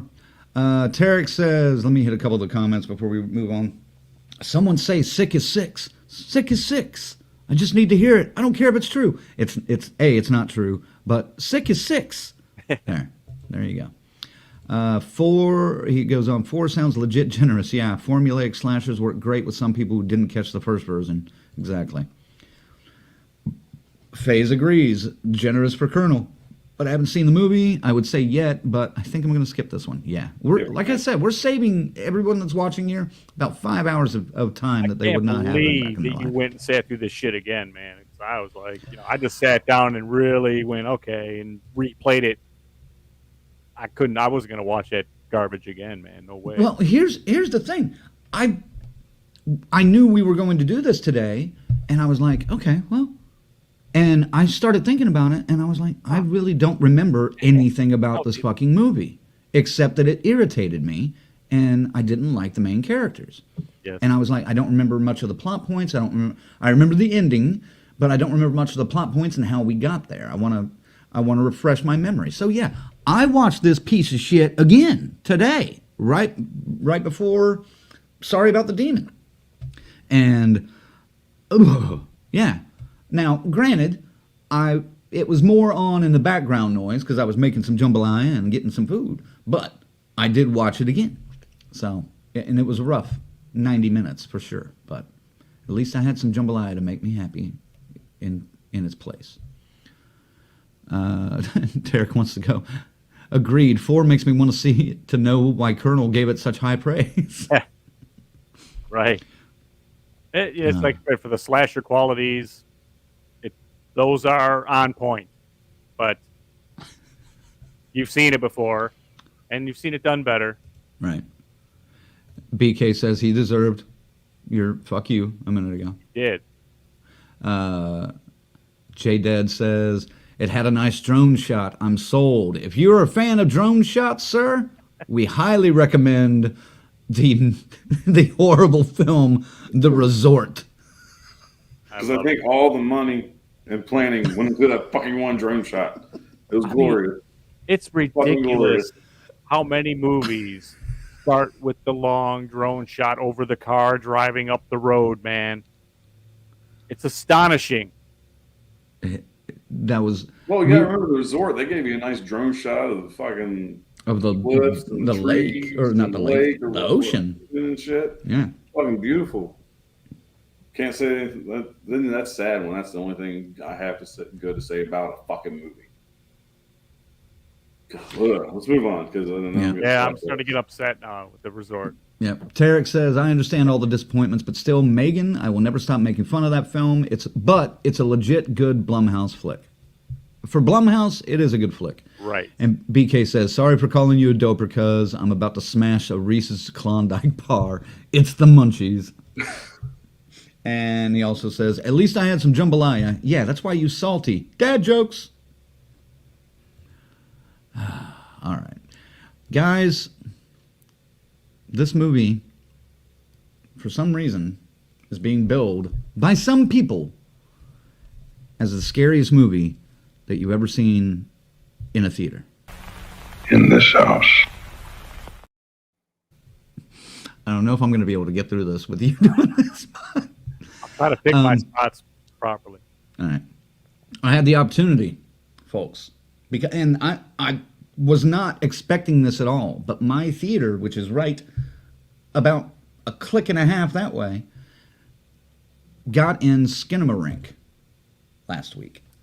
Now, I am the artsiest fartsiest probably of the three of us. So would you guys are nodding immediately. Would you would agree with that? Yeah. Yeah. Anybody that watches knows this already. Okay. So I thought this being more of an artsy, experimental, if you will, kind of flick might be up my alley. So you were saying you were sitting in this house, and you decided to go see the movie because it was close. Right. It was real close. Yeah. Gotcha. Proceed. So I was excited. I'm glad my theater is getting more independent, especially horror flicks. I am very excited about that. I saw this film with about 8 people in the audience. Oh, let me rephrase that. 8 people in the audience to start with. Within 30 minutes, 2 of them were gone. Within 45 minutes, another 2 of them were gone. So it left me and like 2 or 3 other people. 2 of those people work there. So they were there just because they got to see a free fucking movie and they had the night off. And the other, I guess there were still 4 people left because it was 2 couples and me. So the other couple I saw on the way out, and I was just like, oh my God, that was rough. And he was like, fuck, no shit, dude. I don't know these people. But that was immediate reaction after seeing Skinamarink. Hold on, I should be doing this differently. in this house. Okay, so Yeah. is that a better shot? I'm gonna do a review of Skinamarink like this, I think. Yeah. I mean, dude, if you pay attention to the clips that I have, In this house. that's what you're getting. Yeah. The There's probably less than 200 words of dialogue in the whole thing, and it's all, most of it is toddlers saying, toddler things. And you can barely understand half of what it is. They actually have subtitles, subtitles for the things the kids are saying because you can't understand it. The shots are like this. You see the fucking corners of like a wall and the ceiling and door jams and random shit. That's literally the entire fucking movie. That's literally the entire fucking movie. In this house. This fucking movie, I thought was going to be atmospheric. And in some ways it was. I thought it was going to be also interesting because in no way it was not. I love experimental filmmakers. I love people going out and making films. I really do. I don't know how the fuck this movie got picked up and thrown in theaters because I don't know how anybody would think that was a good fucking idea. Now, granted, it made $1 million or close to, or maybe a little bit more by now, but holy fucking shit, man. Don't do this. Please, don't do this. In this house.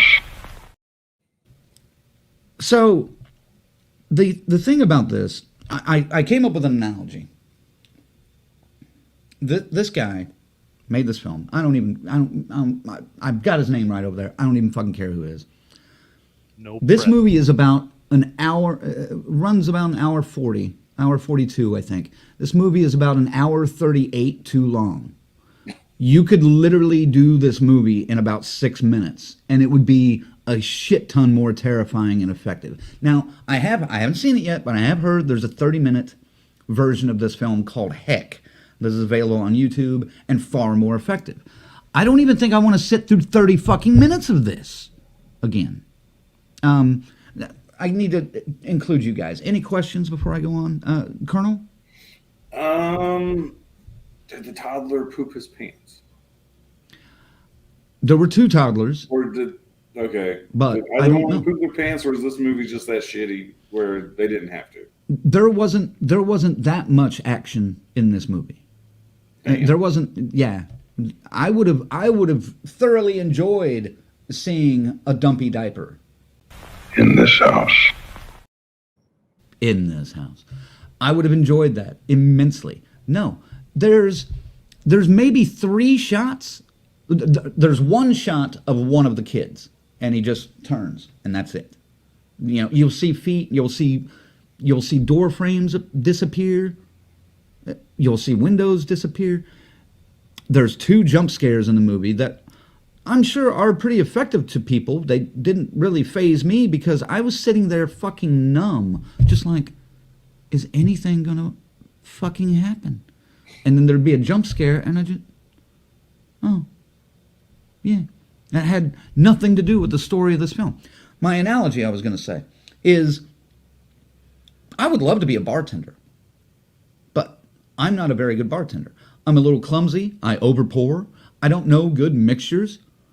But if I was a good bartender, or if I was a bartender, this movie, this guy being a filmmaker, is the equivalent of me trying to make you a drink, dropping it on the ground, it spilling into 1,000 pieces of glass, ice, liquor, or liquid all over the place, and then me mopping it up into a fucking dirty bar rag and then handing it to you and saying, oh, that'll be $12.50, thanks. That's the equivalent. Beautiful Michigan internet. And there we go with the shitty Michigan internet again. We've lost the Ziggy. Every fucking week, dude. Every week. I would like to know if any of you have actually seen this film because I'm curious what you thought about it. I'm thinking J-Dad, so far, just looking at the comments, might be the only one to see it. All right, let's see here. Patricia wants to know, I think this was the last one we didn't hit. Patricia wants to know who's more annoying, the people in Sick or the people in the new Texas Chainsaw Massacre? The people in Sick for me, hands down. I mean, they were pretty annoying in the Texas Chainsaw Massacre, but they got their just due. for me and sick, it's really 3 people. And Good point. 2 survivors. Good point. All right, J-Dead says, a little bit of my inner child still has hope in this world every time I hear "in this house." What an overrated piece of shit wannabe art film. I get it. Yeah, this is extreme overhype. I do not get this. Tarek says, I'm kind of amazed there was 8 in the audience. It's been up against Megan every night. Every curious random is going to buy Megan tickets. Yep, bad timing, if anything. Yeah, but the 8 that I was with, I think were curious horror fans. Because I talked to the couple that came in right before me. I talked to them a little bit, and they mentioned they were getting tickets for Skinamarink, and I was like, oh, really? What do you know about this? And they're like, nothing. We don't really know anything about it. We've just seen the trailer, and that's about it. And the shitty Michigan internet returns. Maybe I do need to get you that fucking video. I need a commercial, baby. All right. Every week, dude. Every week. I feel like every time you lose internet is how often I see that stupid ass State Farm commercial, Patrick Mahomes doing the fucking bath bombs. It's about the same rate. I just watched all the fucking things go down, and I was like, it threw me out for a second, and I came back in, and then it just completely something went wrong. Yeah, your internet, motherfucker. Yeah, something went really wrong. All right, Tarek says, rolling the floor, Crank gives us the reverse Diablo camera angle. I'm dead. That is what this movie, I'm not kidding, man. You're looking at baseboards, carpet, fucking, I may fucking make a parody of this just using the shit in my house and show you guys exactly what I'm fucking talking about. In this house. But it's an hour and 42 minutes of that shit. You see nothing. You hear a lot, but it's so muddled and bullshit you can't make out what you hear.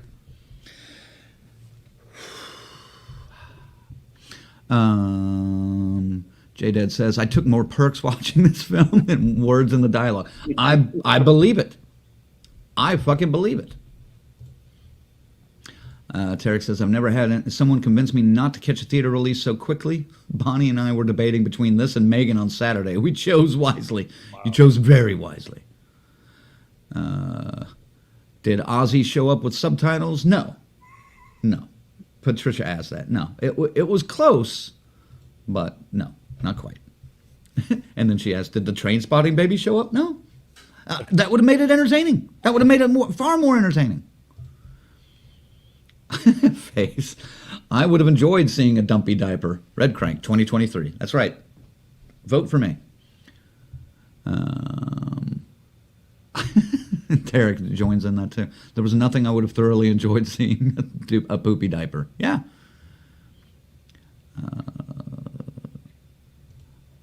Tarek says this is the back of the VHS tagline of the ages. Yeah, put that on there. Put that on this movie poster. And BK, Zag said nothing. In this house. Hold on, here it is. Patricia says Zigzag is no longer in this house. All right. J-Dead, he's seen it. He watched it last night. Give us your thoughts. I'm curious about it. I know you've thrown in a few things, but I want to know.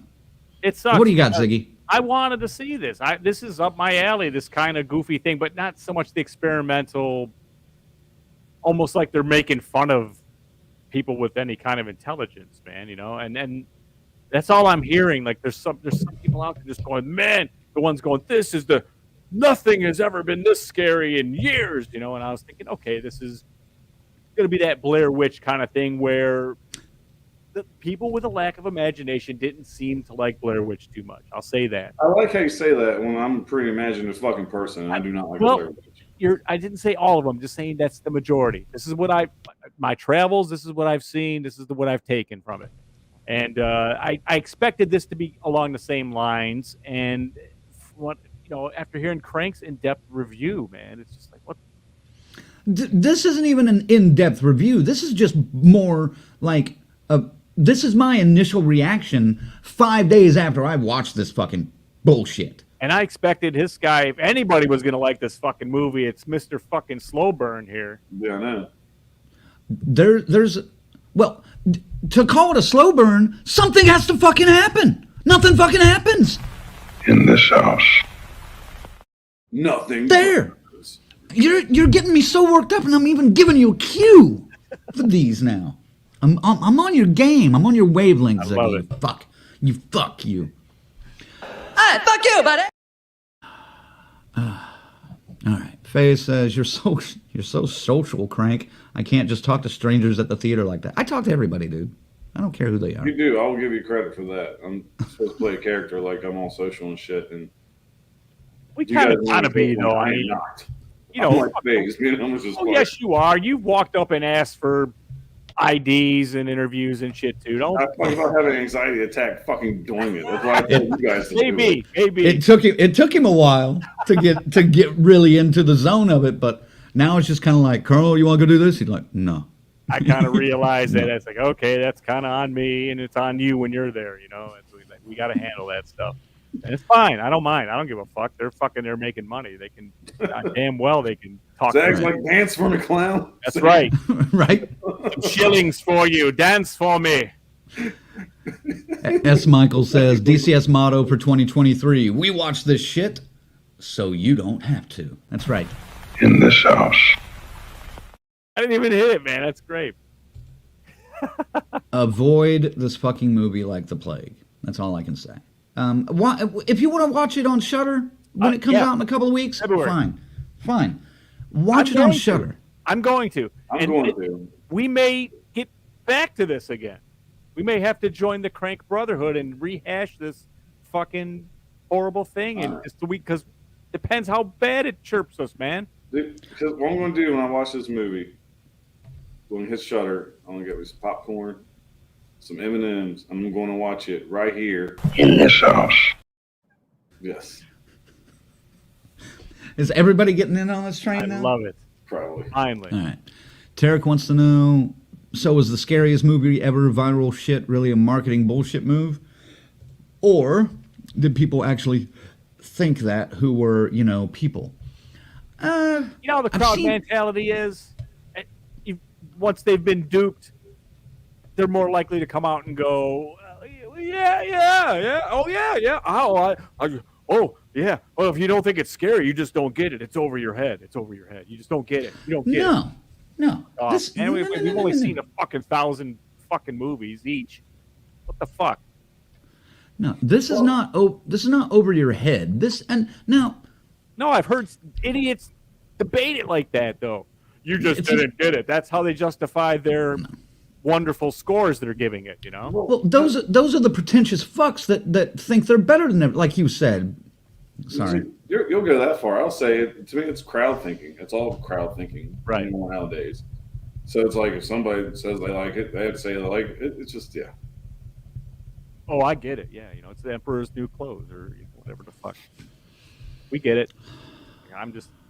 I'm seeing your reaction, and I'm like, well, that's a strong contrast to the popular vote for this movie. So what the fuck, How could it be so wrong? This movie, this guy, he was trying something different. I will give him that much. He tried something very different for his approach into this film. It did not work for me. If it worked for you, kick ass. I am so happy for you because you must have low brain function. But besides that, I'm really happy you enjoyed the film. Okay, I'll give you one more here, Ziggy. Patricia says, no house party. In this house. All right. Speaking of, that's probably the best horror film 2023 so far. House Party? Yeah, it was fucking. I'm just joking. I haven't seen it. I haven't seen it yet. Ain't got kid and play. I don't want nothing to do with it. I probably will watch, but I haven't seen it. I don't even think they make a cameo in it, which is funny. I'm sure they do. If it hits a streaming service I have, I'll watch You know what? it. The kid that went and saw it that I work with, he probably wouldn't know who the fuck Kid and Play is. He's so young, So They probably were in it. I bet you they were. All right. J Dead threw his thoughts up here on it, and I asked him for them earlier, so I wanted to get these. He says, all right, it had potential, but it was the same thing from beginning to end. The only thing that happened was the doors and windows disappeared. That's it. That should have been in the first 20 minutes. No, that was like 45 minutes in before we realized, oh, that window just disappeared. Before anything happened In this house. That's right.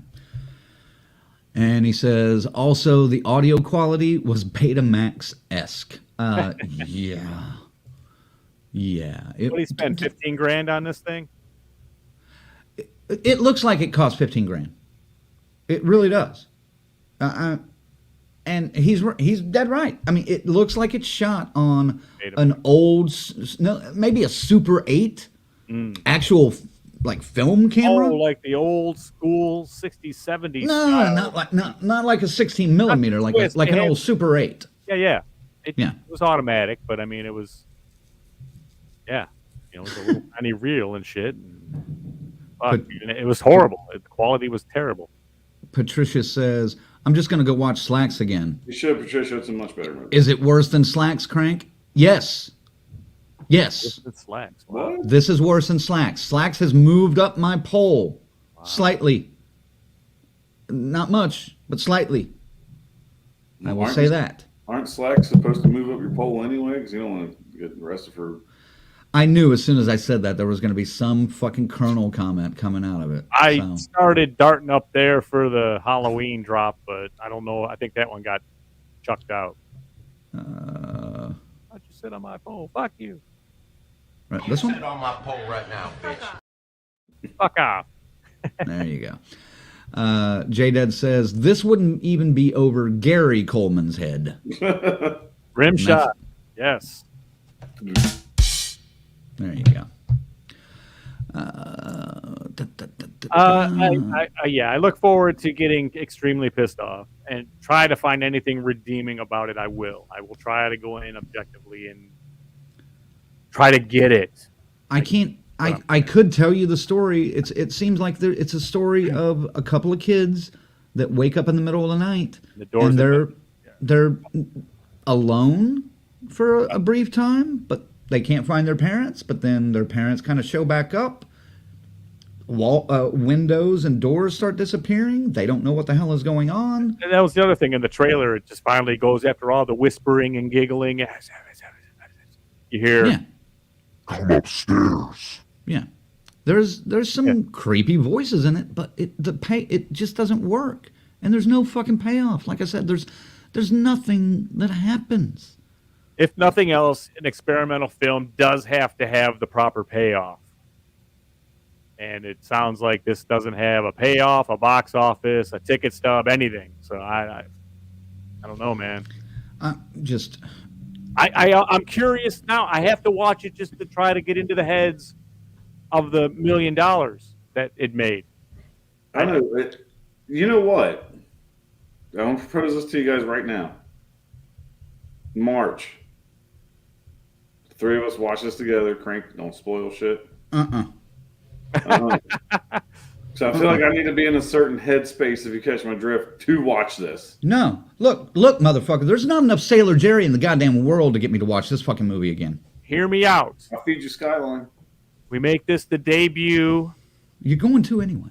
Mystery Science Theater 3000 viewing of this film. How about that? Could you do it then? Well, my question is there enough action or anything going on enough for us to do the DC 3000 to it? That's what I'm worried about. That's good, though. We can talk, and you're not talking over any dialogue or anything. So. But there's nothing to describe. There's nothing to make fun of. I think that's the brilliance of doing dissecting it like that in a harsh way. There's nothing to dissect. That's the fucking thing. In this house. That's it, motherfucker. That's literally it. In this house. There's nothing. What are you going to dissect about that? Look at the. In this house. Look at the cobwebs in the corner. Is that what you're going to dissect? In this house. Fuck. No. All right. All right. Speaking of which, Be a won't fit some there. testament. I'll wait till we're off the air, but I have a perfect idea for a fucking skit in March now. You know. Oh, God damn it. Anyway, yeah, that's all I got to say about Skinamarink. If you want a rating, 1. 1. Just because that's the lowest we can go. Oh, I could go half. No, because I went 3/4 one time. And you fucking no, you can't do 0.75. You got to do 0.5 or 0. So it's 0 or 1. You can't do half. All right, 1. I'll give it 1 because the guy, I will admit, the guy was trying something out of the box, and I do appreciate that, and I gave it a chance. Just did not work for me. I don't know. Yeah. All right. Let me hit some of these. Tarek says, I want to know which row in the theater are you each sitting in a standard non-IMAX, non-3D. I was in like the second to last row, but it was a small theater, so there were only 7 rows, I guess. So that's where I normally go for the back. When I'm by myself, very back, center seat. That's what I prefer. Mm-hmm. But usually I gotta take somebody with me. So very back, right on the fucking aisle because someone has to piss every 10 minutes. So I get the lights from the stairs in my peripheral vision. And it fucking pisses me off. I guess row G or F, they got these new VIP areas at the one theater we go to. So we've been going up there, and we usually get like 4 and 5 or 6 and 7. They're like right in the fucking middle. Okay. All right. Yep. Patricia says, yep, Mystery Science Theater 3000 this movie. And then Tarek agrees, we are here for a DCS MST 3K of literally anything. Yeah, I agree. I wouldn't mind doing that. Not with it. No. I can't watch this again, you assholes. No. Fine. No. It's got to be something. Well, then if we're gonna do something, I'm gonna get fucking drunk, man. Okay. Well, I'm game for that. I think Lorraine is. I know Lorraine is game for that. She likes drunk Colonel. She thinks he's hilarious. Dude, I'm game to get drunk too. Let's go. That will be great.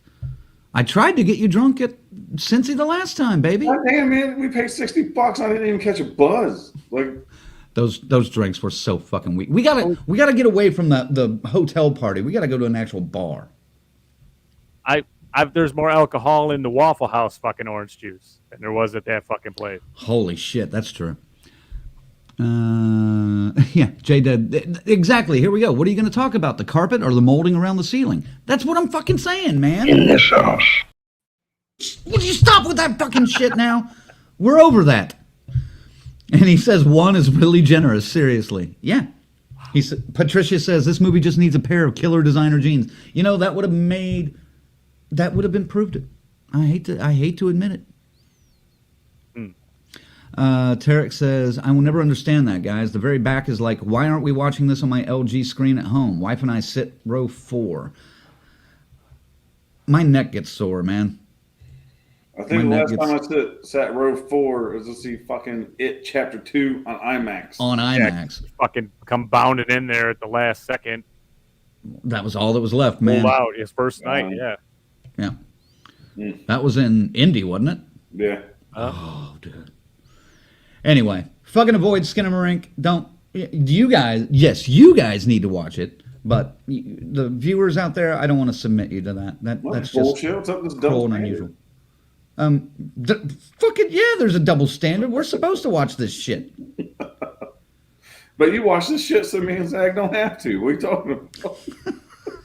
I still want to see it just because I'm absolutely curious. I'm curious. Yeah. Hold on. Now I got to borrow one of Ziggy's things. It's nice to have seen you people. But fuck you, man. I just hit one randomly. I didn't know what it was. All right. Any closing thoughts, guys? Wow. Let's wrap this up. So I was gonna say, keep closing thoughts. News-wise, I guess we'll say news because there's not much there. Keep your eyes fucking open, your ears fucking peeled, folks. I know I said that backwards. I did that on purpose. Sean Cunningham, is he talking shit, or is he actually going to make some new movies? That's all I got to say because who knows? It's too early to fucking really talk about it. But Well, like we've heard from Adam Marcus several occasions, Sean Cunningham is all talk and very little action. So Yes, but also, Yeah, but he's also he the said some type shit, to the next thing see, you know, we gotta everybody else getting out there and all the attention getting on these things. I can see him doing that kind of thing, making a fucking movie, and just to go, you know what? Yeah, fuck you. I'm going to do it my way. well, and if he does, it's going to fucking be awful because they're going to rush it, and it's going to be a piece of fucking shit. And Cunningham, if he does, and if he does, Cunningham will out himself for what he really is. And for fans of Friday the 13th out there, pay a fucking attention. Because if that does happen, remember that shit. Because I have a lot of faith in the series. I really do. I'm really looking forward to the series. I saw that Sean Cunningham's like, oh yeah, I'm going to do a straight sequel, reboot, blah, blah, blah, blah, blah, whatever. Yeah. He's just trying to make a buck, man. And it pisses me off. Colonel, finish your thought, though. That's all I had. It's too early for me to really talk about it. Just like, I'm going to keep my eyes out. See what the fuck happens. Yeah. Well, I tell you one thing. If something gets made Friday the 13th, we will definitely not have Sean Cunningham In this house.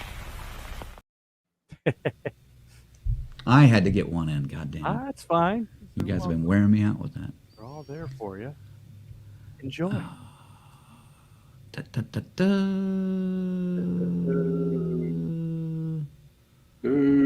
Tarek says, I know, I'm getting the wheels turning. Tarek says, thanks, my dudes. Fantastic show, brilliant perspectives. I don't know about brilliant, but we appreciate the compliment. Patricia says, Crank, watch Devil in Ohio and tell me what you think. I will. I'm in the middle. I'm on like season 3 of Slasher right now for particular reasons, which may be able to be talked about in a future setting. But once I get through Slasher, I'll check that out. J-Dad says, breaking news, Blumhouse just bought the rights to Skinamarink. Have fun. Have fun. Because that gives me hope that they'll fucking burn the house down. This one? In this house. Burn it down. Burn it down. BK says, Run DMC just announced their final show ever. Are you being serious? I think that's past due. That'd be tough. Well, wouldn't it be more like a tribute? I mean, yeah, it'd be tough to do now. There's only 2/3. The two dudes. Yeah, you don't have homeboy spinning the third. No, it's like the Pantera tribute, which pisses me off. Oh yeah, they're Indianapolis. I'll talk to you in a second, Colonel. Mansfield, Ohio, July 15th. Maybe coming your way. All right. J-Dad says, by the way, love the stream, guys. I'll be stopping by more often. Hey, dude, next week we may have a pretty cool one if we get the permission to do it. What we want. In 2 weeks, we're doing our game show, Curse Your Luck, and then February 20th, we've got Tom McLaughlin coming on the show to talk with us and jam for a couple hours. So stick around, man. I think you'll like our content coming up. Thanks for stopping by, man. We appreciate it. Absolutely, bro. Thanks, man. If you can, if you don't mind, please. Yeah, hold on. Patricia, one more, says, I know what movies I'm not watching. In this house. There you go. Faye says, woo, great show as always, guys. Definitely a fun one. Have a great night. See y'all next time. BK, final show on the Pantera tribute is in Detroit. No, that's the Metallica show. Ah, okay. Tarek says, Curse Your Luck is hilarious. That game is amazing. Thank you, Tarek. And J-Dad says, awesome. You got a new sub here. Thank you, man. We appreciate it. We'll see you next week then. Ziggy, send them out. Wow, man. Yeah, Frank just said it. I usually give you a little sneak preview of what's coming up, but he just told you what we got happening. I had to for J-Dad. Yeah, of course. We got some good bonus content coming at you real quick here pretty soon for the members only first, and then we'll get it out to everybody else once they've enjoyed the shit out of it and they're done with it, and we'll give it to everybody else. But like Crank, again, he said it. We're kicking 2023 off. Fuck, we got cons coming up in like fucking 8 weeks. It's coming, man. Oh, Get yeah. ready. DCS, baby, 2023. It's all over the place. Right, Colonel? Goddamn right. It's all over the place. Crank said it all. So thanks for joining us tonight. This has been a blast. Remember, sick just really reminds me. You don't want to be sick. So make sure you wash that dick. And don't smell like a Scuba Steve. You Summer's Eve. In your house, in my house. In this house. You washed your dick in this house. That's all I'm saying. What happened? Oh, jeez. Nice. I can barely talk now. One last time, I want to thank our members. Our final girls and guys, Chris, Lorena, Christy, Patricia, Tanya, and Tyrone. Our Crazy Ralph, Raymond, and our camp counselors, S. Michael, Stacy Lynn, Orlando, Kiara, and Dave. Thank you guys so much. Let's get those members member list longer. It's about time. I know. It'd be nice where we could have one that actually like scrolls like credits. Well, we can't do that on here.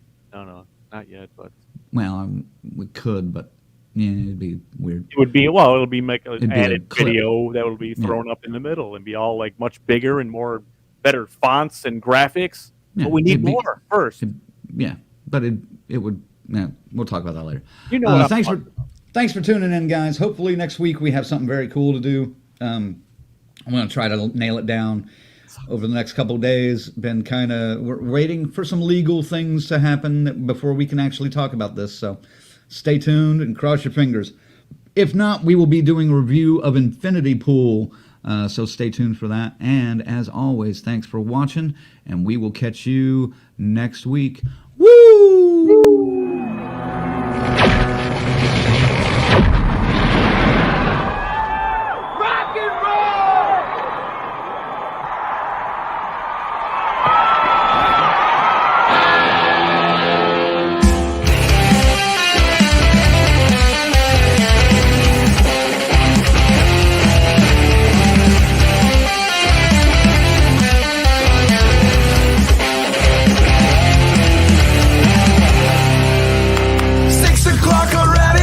Just in the middle of a dream, I was kissing Valentino by a crystal blue Italian stream. But I can't be late, 'cause then I guess I just won't get paid. These are the days when you wish your bed was already made. It's just another manic Monday. It was Sunday, 'cause that's my fun day. I don't have to run day.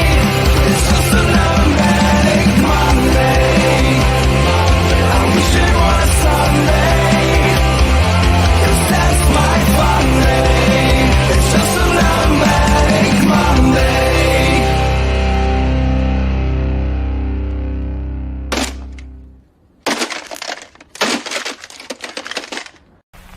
In this house.